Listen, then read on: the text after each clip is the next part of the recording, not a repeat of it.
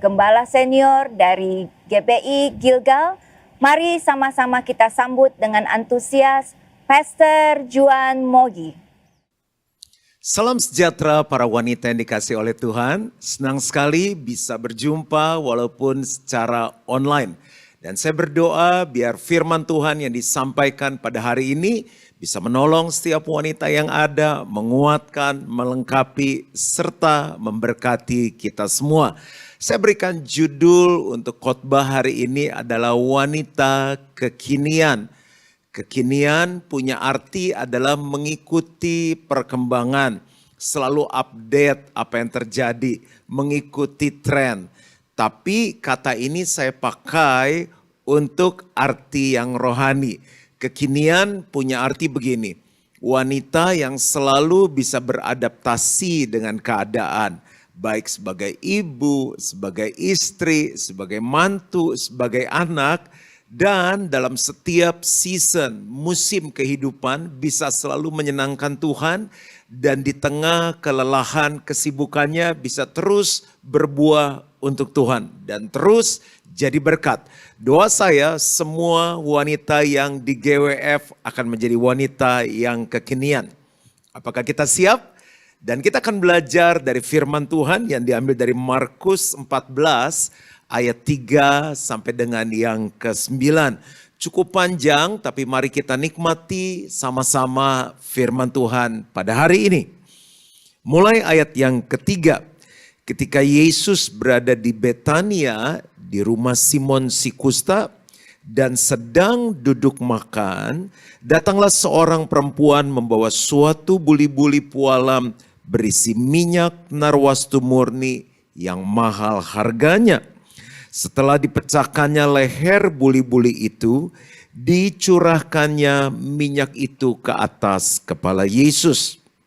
Ayat 4, ada orang yang menjadi gusar dan berkata seorang kepada yang lain, untuk apa pemborosan minyak narwastu ini?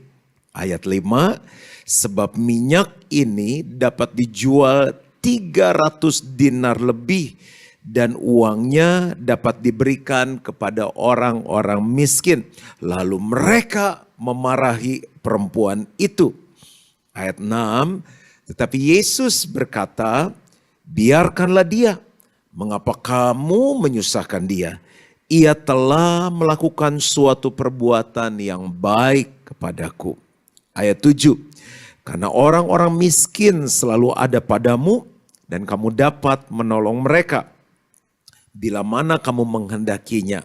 Tetapi aku tidak akan selalu bersama-sama kamu. Ayat 8, ia telah melakukan apa yang dapat dilakukannya. Tubuhku telah diminyakinya sebagai persiapan untuk penguburanku. Aku berkata kepadamu, sesungguhnya di mana saja Injil diberitakan di seluruh dunia, apa yang dilakukannya ini akan disebut juga untuk mengingat dia. Nah, di mana letak ayat yang menunjukkan tentang wanita kekinian? Ada di ayat yang ke-9. Aku berkata kepadamu, sesungguhnya di mana saja Injil diberitakan di seluruh dunia. Hari ini Injil yang sama, kebenaran yang sama disampaikan kepada para wanita yang ada di Gilgal Women Fellowship.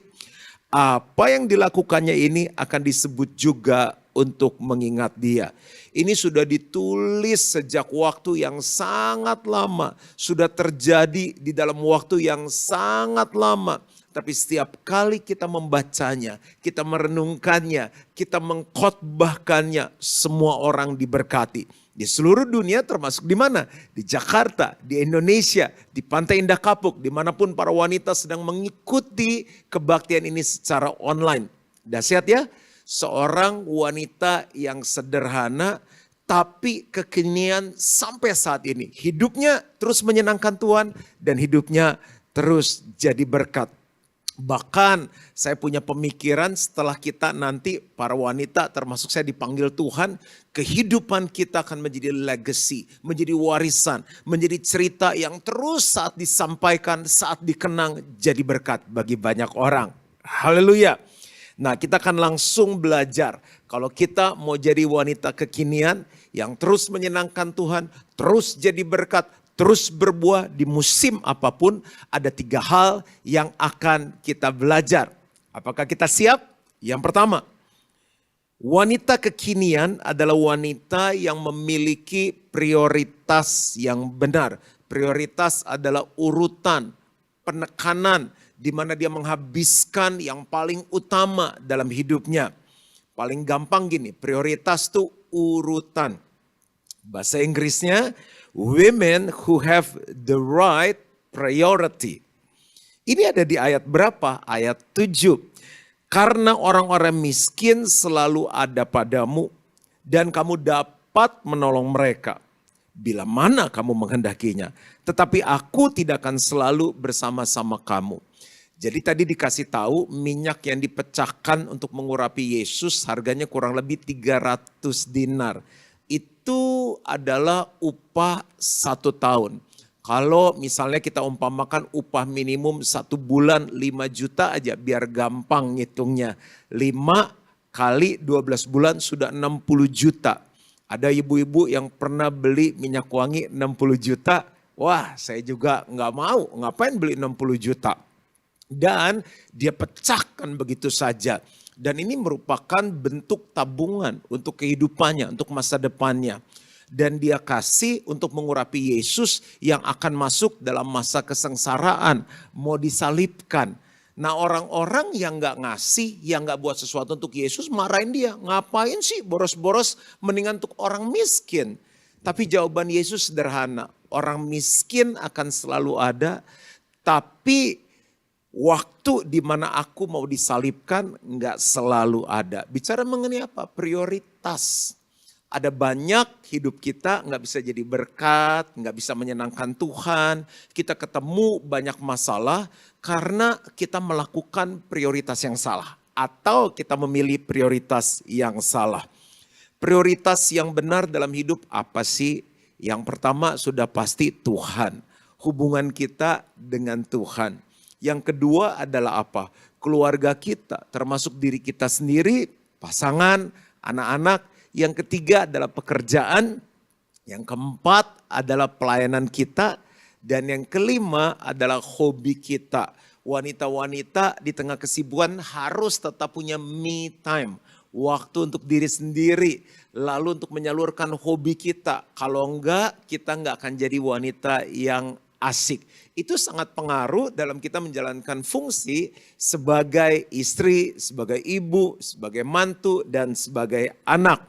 Nah, ada kisah yang menarik sekali bicara tentang prioritas kepada Tuhan. Mungkin wanita-wanita sudah sering dengar ya ayat ini. Dalam Lukas 10 ayat 41 sampai 42. Ketika Yesus dan murid-muridnya dalam perjalanan, tibalah ia di sebuah kampung. Seorang perempuan yang bernama Marta menerima dia di rumahnya.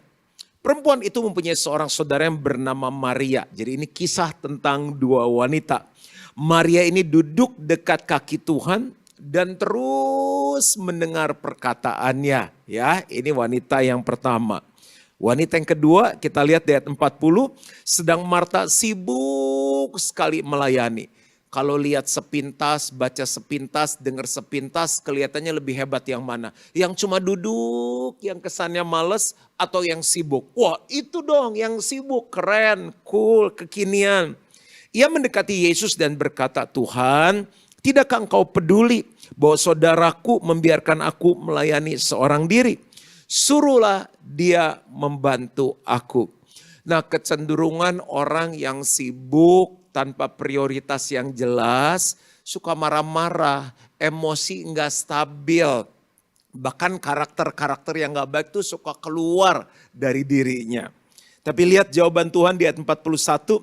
Tetapi Tuhan menjawabnya, Marta, Marta. Ini wanita yang sibuk, yang kelihatannya oke. Engkau khawatir dan menyusahkan diri dengan banyak perkara. Ayat 42, yuk wanita-wanita dimanapun kita berada, baca sama-sama. 2, 3, tetapi hanya satu saja yang perlu.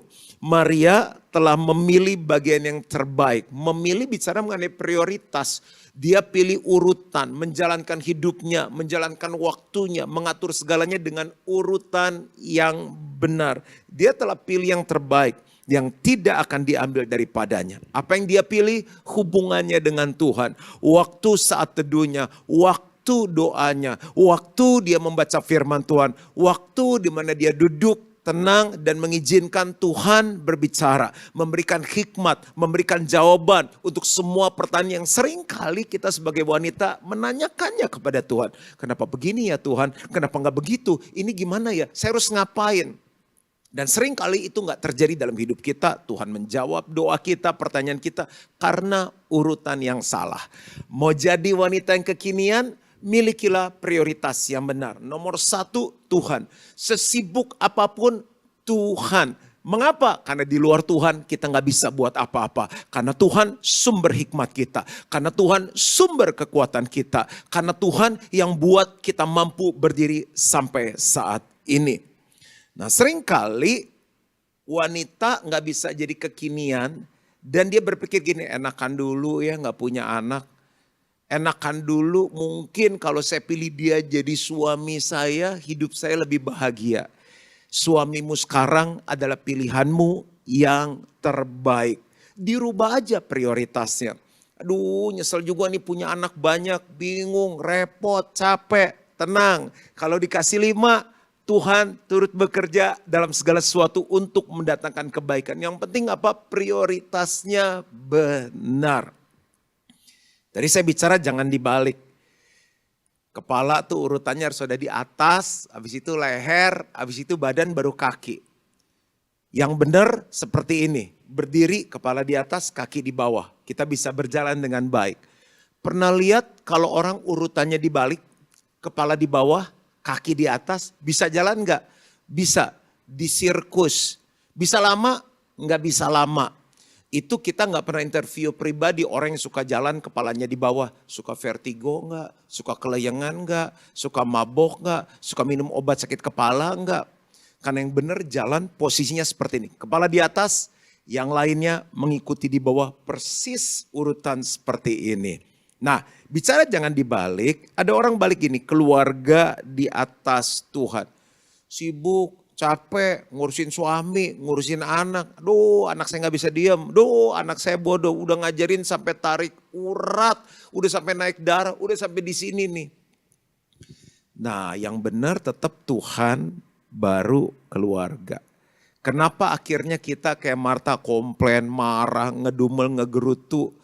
Karena kita balik urutannya. Nah orang yang dipercaya banyak dituntut banyak. Saya tadi pagi sebelum tapping jam 4 tank sudah bangun. Karena kalau nggak bangun jam 4 nggak keburu. Ada banyak hal tanggung jawab yang Tuhan kasih dalam hidup saya.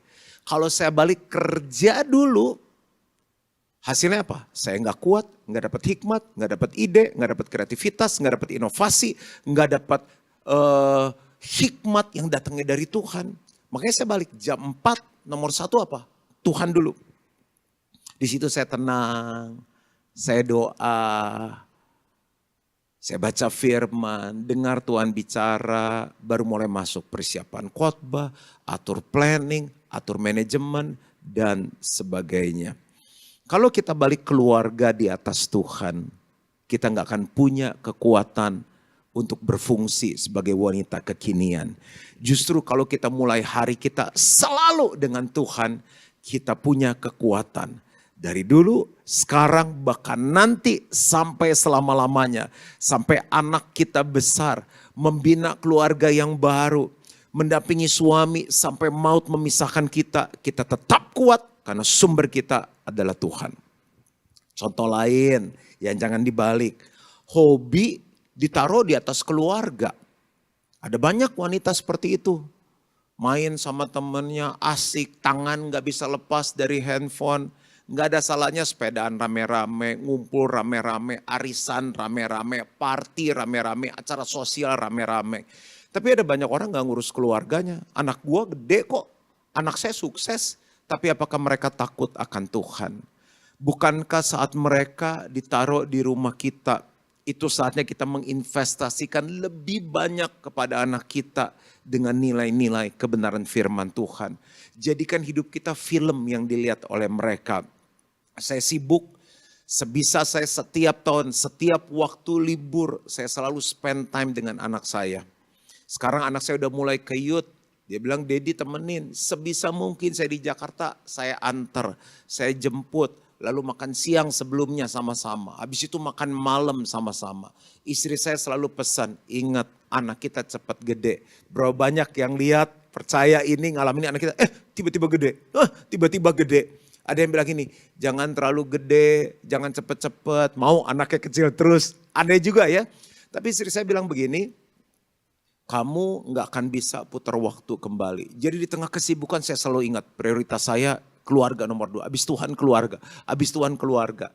Saya suka pergi sama teman-teman hamba-hamba Tuhan yang senior, pengusaha-pengusaha, mereka bilang gini, ingat ya anak kamu masih kecil, jangan kehilangan waktu dengan dia. Itu saya pegang dengan baik.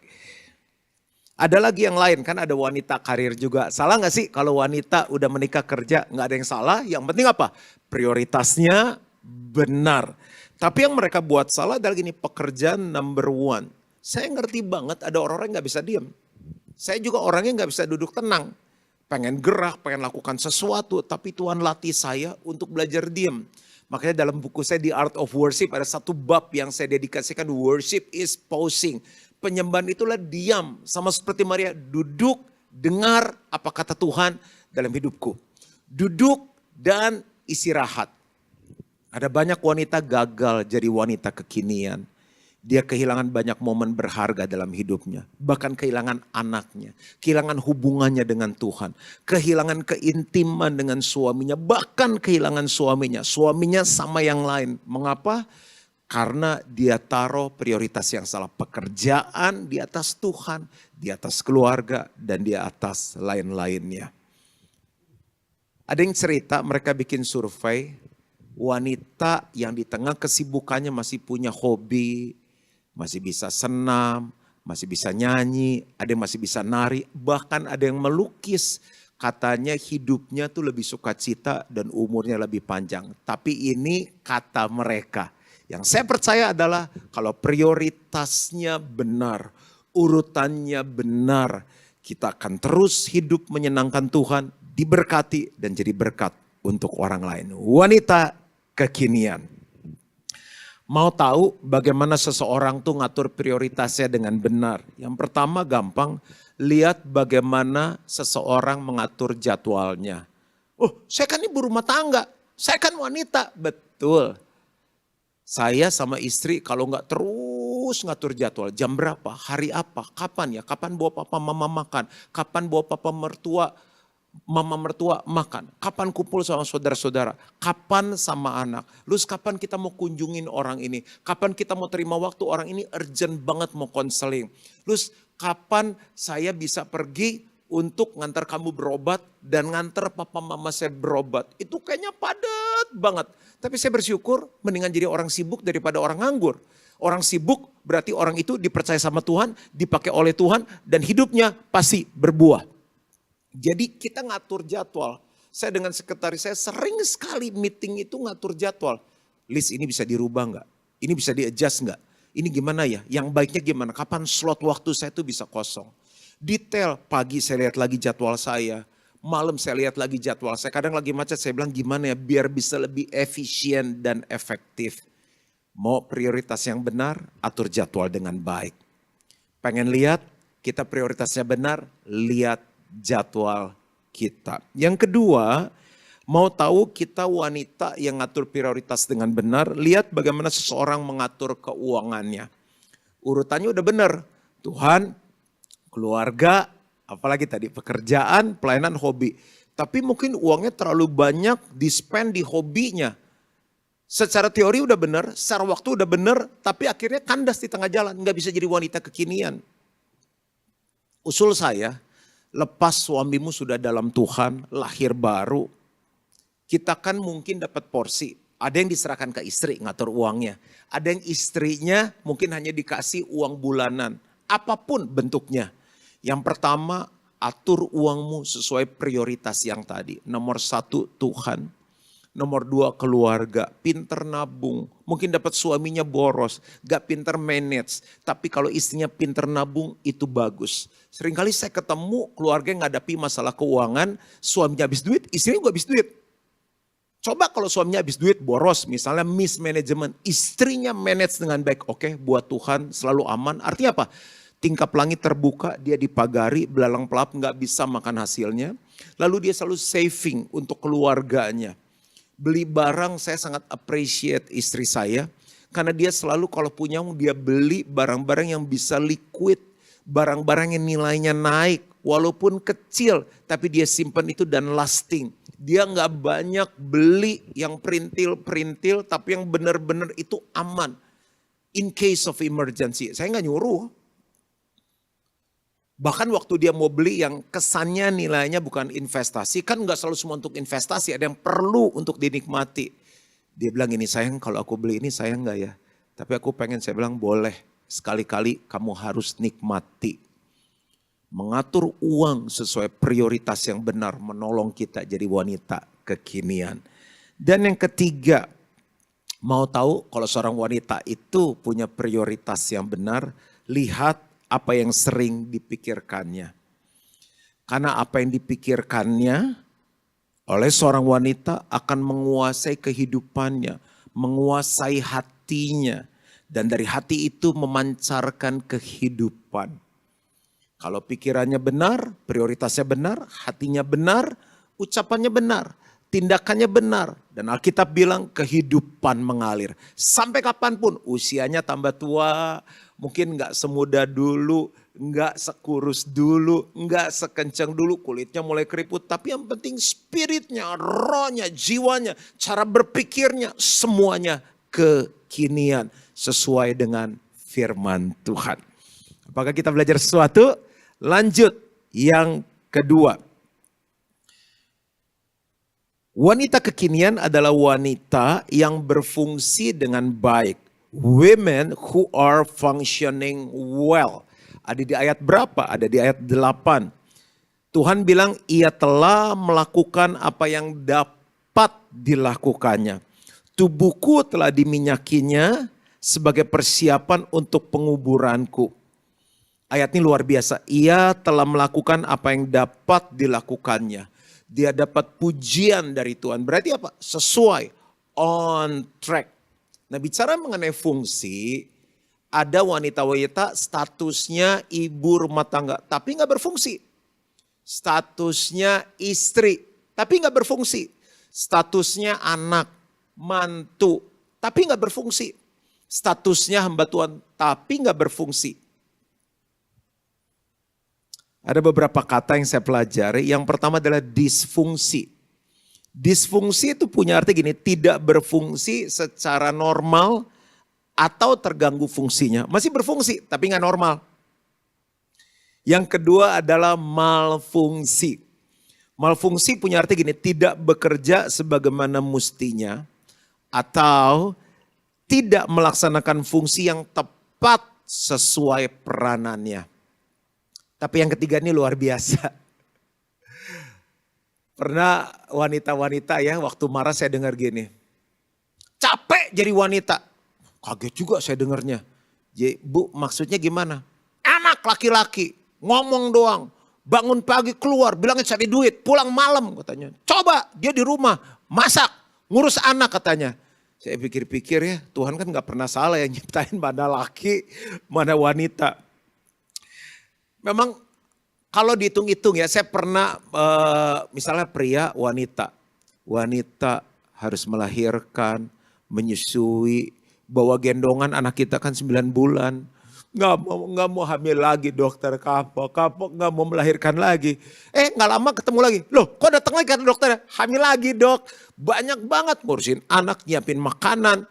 Suami pulang, genteng bocor, nyalain istri. Kucing hamil, nyalain istri. Istri tuntutannya banyak, memang lebih banyak istri. Makanya kita bilang istri adalah penolong. Berarti pria yang ditolong dong. Penolong berarti dia punya kekuatan lebih dari yang ditolong. Ucap syukur bu. Kita masuk yang ketiga ya, multifungsi. Jangan jadi wanita yang disfungsi, malfungsi tapi harus multifungsi. Artinya gini, mempunyai berbagai fungsi.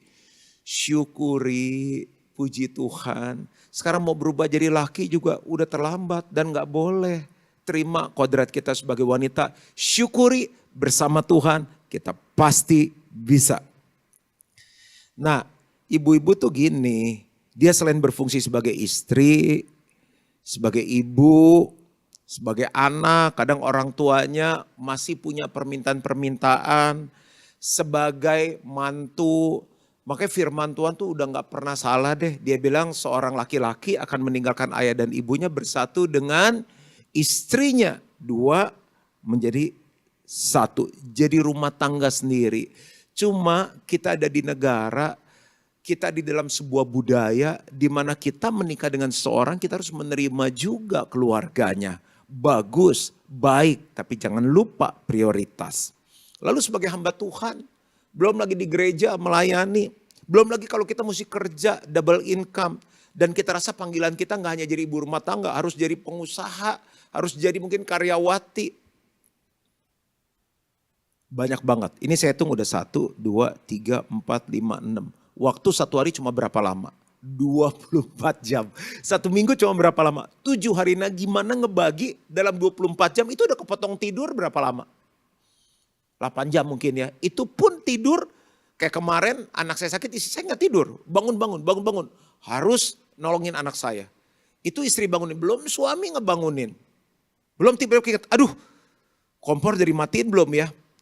24 jam potong 8, 16 jam. 16 jam dia harus bagi semuanya berfungsi. Sebagai pengusaha, sebagai hamba Tuhan, sebagai istri, sebagai ibu dan lain-lain. Gak mudah. Tapi saya dapat satu ayat. Kolose 3 ayat 23 ini akan menghibur, menguatkan, menolong kita. Kolose 3 ayat 23, apapun juga yang kamu perbuat. Perbuatlah dengan segenap hatimu seperti untuk Tuhan dan bukan untuk manusia. Semua yang kita lakukan fungsi yang banyak itu pelayanan. Yang penting ini ada hati. Mungkin gak bisa yang terbaik. Kesel kalau suka dibanding-bandingin. Lu kayak dia dong masaknya enak. Lu kayak dia dong gak punya pembantu. Kamar semua bersih, rumah bersih. Ini kan kos, mahal sekarang. Kita suka dibanding-bandingkan gak apa-apa. Kita gak sesempurna mungkin istri lain. Gak sehebat ibu lain. Yang penting lakukan dengan hati. Hasilnya beda. Ini mungkin bisa jadi puisi atau pantun, saya tulis gini.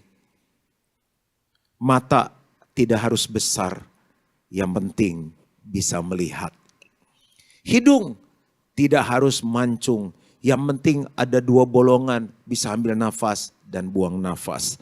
Tangan gak harus terlalu halus, tapi tangan ini masih bisa mendoakan anak dan suami kita. Masih bisa menepuk, memberikan kedamaian, memberikan ketenangan. Kaki tidak harus jenjang, yang penting masih bisa melangkah di tengah setiap musim kehidupan kita. Melewati badai, terus melangkah bersama dengan Tuhan. Yang penting berfungsi. Kuncinya apa? Lakukan dengan hati dan kita buat untuk Tuhan. Kita gak sempurna, Tuhan yang menyempurnakannya. Kita gak sanggup, Tuhan yang kasih kesanggupan. Kita gak kuat, Tuhan yang kasih kekuatan. Wanita kekinian, haleluya. Dan yang ketiga, yang terakhir. Wanita kekinian tuh yang kayak gimana sih? Women who keep on learning. Wanita yang terus belajar. Ayat 6. Tetapi Yesus berkata, biarkanlah dia. Mengapa kamu menyusahkan dia? Ini waktu si wanita tuh dipertanyakan, dimarah-marahin, dikomplain. Ia telah melakukan suatu perbuatan yang baik kepadaku. Coba bilang sama-sama perbuatan baik. Itu pujian dari Tuhan. Kita sudah menjadi istri yang baik, ibu yang baik, hamba Tuhan yang baik, mantu yang baik, anak yang baik. Gimana bisa jadi yang baik? Kuncinya simple, belajar. Apa yang baik dulu belum tentu baik sekarang. Sekarang mungkin orang bilang, wah Pastor Juan khotbahnya baik, mimpin gereja baik. Tapi 5 tahun ke depan belum tentu baik.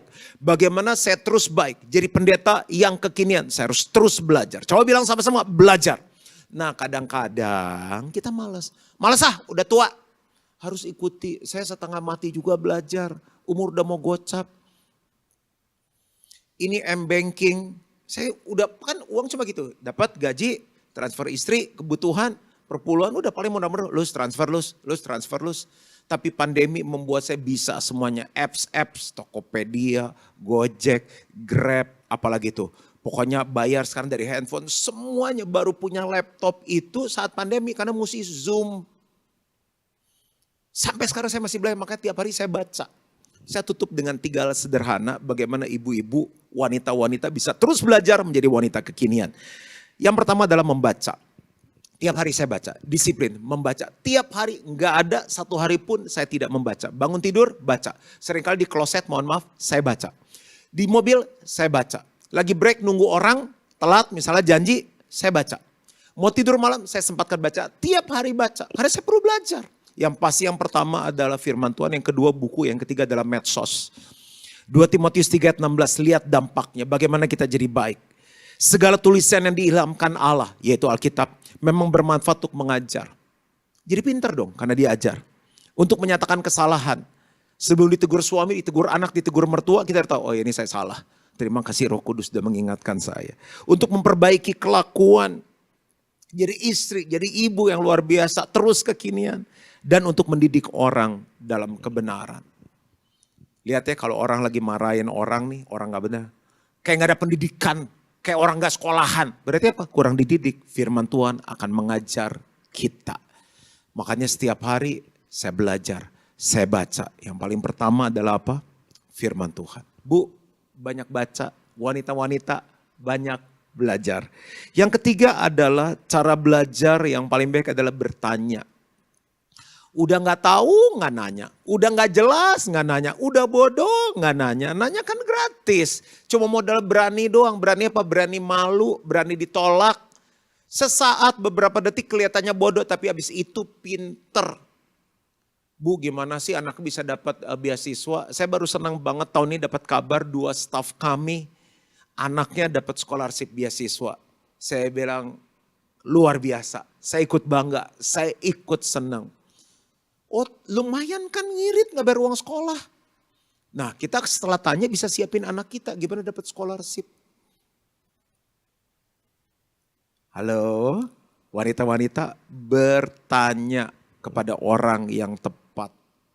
Bertanya kepada orang yang sukses, yang lebih berhasil. Bertanya kepada orang yang gagal. Bertanya apa yang kita gak ngerti. Dan yang terakhir adalah, jadi yang pertama baca. Yang kedua bertanya, yang ketiga adalah berkomunitas yang baik. Saya itu punya banyak teman, punya banyak komunitas. Selain saya datang untuk memberi, memberkati jadi berkat, saya punya misi. Banyak orang kenal Tuhan Yesus saat saya berkomunitas. Komunitas hobi, komunitas pelayanan. Banyak orang yang harus hidupnya tambah naik setelah ketemu dengan saya. Tapi saat saya berkomunitas itu saya banyak belajar hal-hal yang baru. Tolong ya wanita-wanita, kan wanita-wanita suka punya geng tuh. Geng jemput anak sekolah, geng sepeda. Kemungkinan kita perlu punya banyak komunitas karena di situ kita akan banyak belajar.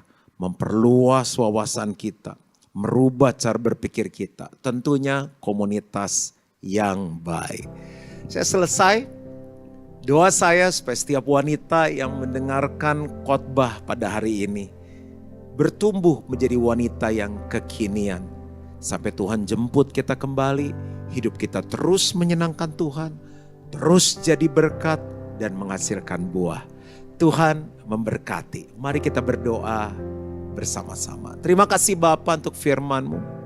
Sama seperti wanita ini, dimanapun Injil diberitakan, orang-orang diberkati, orang-orang dibangun, orang-orang bertobat, orang-orang hidupnya diubahkan. Aku berdoa setiap wanita yang mengikuti khotbah ini, saat mereka mempraktekannya, mereka jadi wanita yang kekinian. Dalam pernikahan sampai maut memisahkan mereka, menjadi istri yang dikagumi, yang dibanggakan. Sampai kami ketemu Tuhan, kami jadi hamba Tuhan yang di mata Tuhan, terus jadi hamba Tuhan yang baik. Di mata anak-anak kami bahkan sampai mereka menikah. Mereka bilang gini, saya mau jadi ibu seperti mama saya, ibu yang luar biasa. Jadi berkat dimanapun mereka berada. Berkati semua wanita yang hadir, yang mengikuti kebaktian online ini. Di dalam nama Yesus. Dan setiap kita yang percaya sama-sama katakan,